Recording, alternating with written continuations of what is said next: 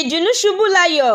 Àwọn òṣìṣẹ́ lórílẹ̀‐èdè Nàìjíríà ti fìdí ẹ̀ múlẹ̀ pé àwọn ti bẹ̀rẹ̀ sí ní gba owó oṣù òṣìṣẹ́ tó kéré jùlọ lọ́wọ́ ìjọba. Benson Upah tó jẹ́ agbẹnusọ fún ẹgbẹ́ òṣìṣẹ́ igun Nigerian Labour Congress (NLC) àti Tomi Etim, igbákejì ààrẹ ẹgbẹ́ Trade Union Congress (TUC), ni wọ́n fi òkodoro yìí léde nínú ìfọ̀rọ̀wérọ̀ wọn lọ́tọ̀ọ̀tọ̀ pẹ̀lú àwọn oníròyìn. Upah fi ìdùnnú rẹ̀ hàn sí ìgbésẹ̀ ìjọba àpapọ̀ yìí, tó sì rọ àwọn iléeṣẹ́ àti lájọ-lájọ jákèjádò láti kọ́ ìṣe irú ìwà yìí. Nínú ọ̀rọ̀ Etim ń tiẹ̀, ó ní kò sí ìdí fún ilé-iṣẹ́ tàbí àjọ kankan láti dá ọjọ́ sí owó náà ní sísan mọ́, pẹ̀lú bó ṣe jẹ́ wípé ìjọba àpapọ̀ ti fi àpẹẹrẹ lélẹ̀ léyìí tó yẹ láti tẹ̀lé.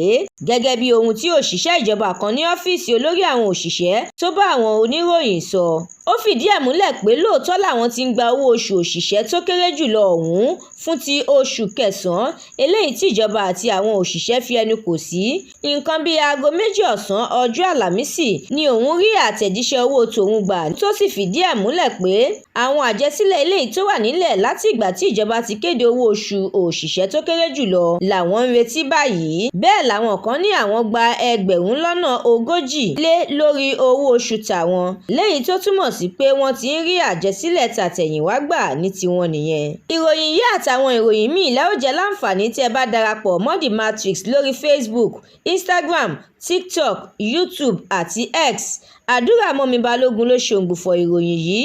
Ẹniọlá Sálíù lórúkọ mi.